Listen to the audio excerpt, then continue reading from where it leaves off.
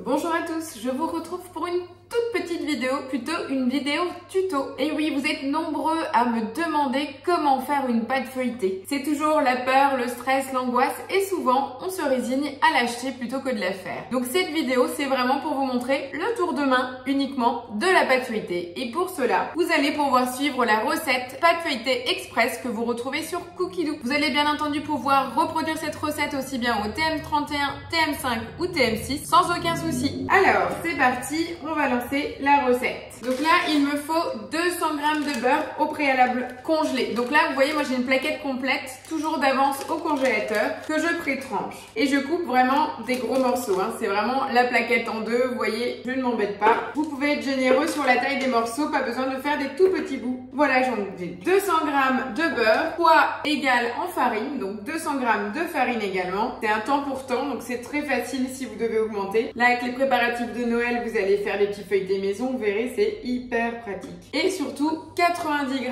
d'eau froide. Une petite pincée de sel. Et là, tout simplement, je vais réduire à 12 secondes à la vitesse 6.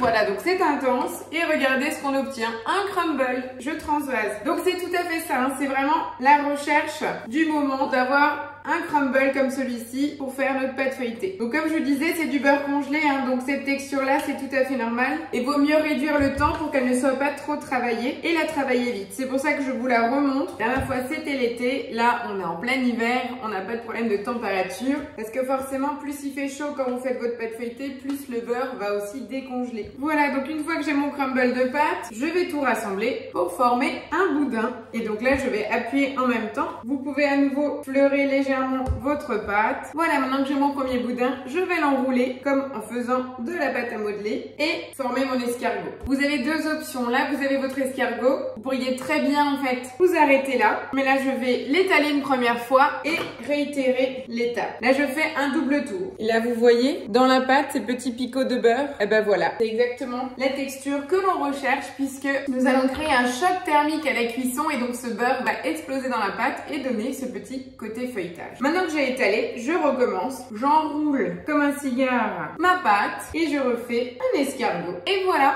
votre pâte feuilletée est prête. Là, le conseil, vous l'aplatissez déjà pour avoir un bon départ. Maintenant, vous allez la mettre dans un cello frais et au réfrigérateur une bonne demi-heure avant de l'utiliser. Vous l'étalez, vous en faites vos feuilletés, vous faites vos tours, tout ce que vous souhaitez. La galette des rois, ça va bientôt être l'heure, début janvier. Donc du coup, vous allez aussi pouvoir faire votre pâte feuilletée maison. Et dans ce cas-là, ne restez pas sur 200 g de farine et 200 g de beurre, passez sur 300 et 300. Ça vous permettra en fait de faire les deux couches pour le couvercle et le fond. Voilà, c'est aussi simple que ça. Donc j'espère avoir vos retours sur la pâte feuilletée express. Allez, à la semaine prochaine. Bye bye bye.